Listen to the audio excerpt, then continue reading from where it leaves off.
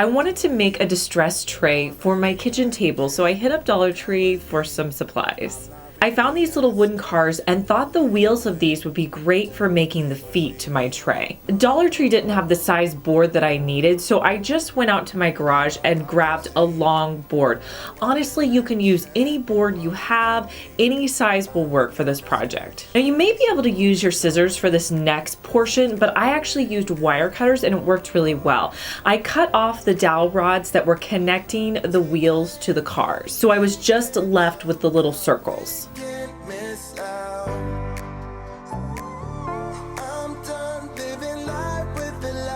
Next, I wanted my board to look really distressed, so I came in with my hammer and I just kind of had fun, tearing up this board a little bit, getting it a little bit beaten and worn looking.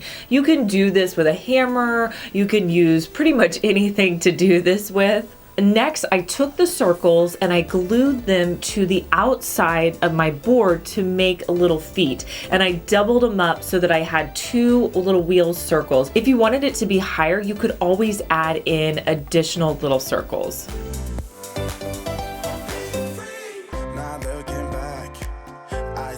I'm using the color Golden Oak and I'm just going to wipe on one layer and then wipe off the excess.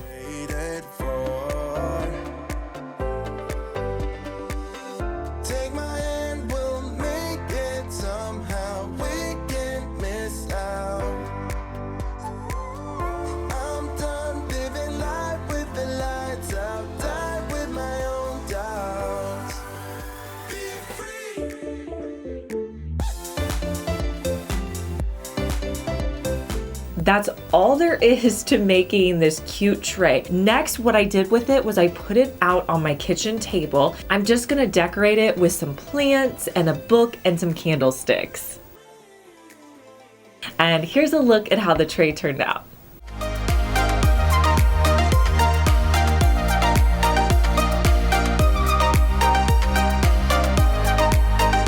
I picked up one of these little tins from Dollar Tree. They had these last year and they're great for projects. Next, I'm going to use some of my macrame cord. I'm going to start on the back and I'm just going to hot glue it to the back and start wrapping it around, hot gluing whenever I get to the back. Now, I use this macrame cord in a lot of projects. I will link to it down in the description box so you can go check it out.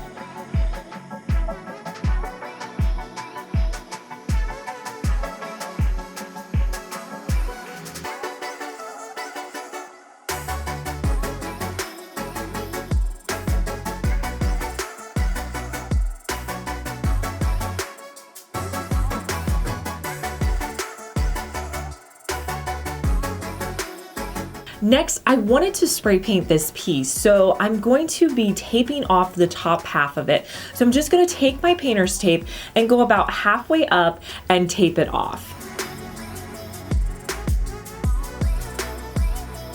Now I didn't want to get any spray paint on the top, so I grabbed some of my craft paper and I'm just going to tape that around the top so I completely seal off the top edge.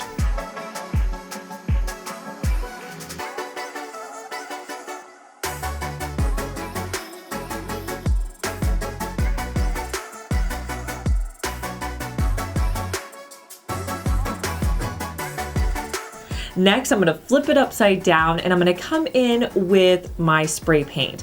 Now, whenever you're spray painting fabric or yarn, you can actually go a little bit heavier with your spray paint.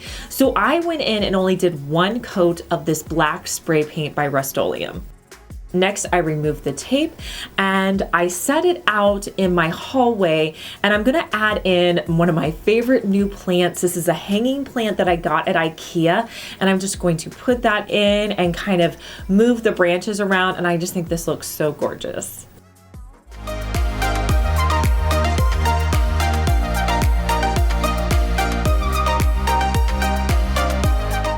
Hey guys, I'm Liz and you're watching my second DIY channel where I post daily DIY videos. You may be familiar with my main channel, Liz Fenwick DIY, but I'm glad that you found me over here on my second channel. Make sure that you're subscribed so you just get notified every day when I post our daily DIY video.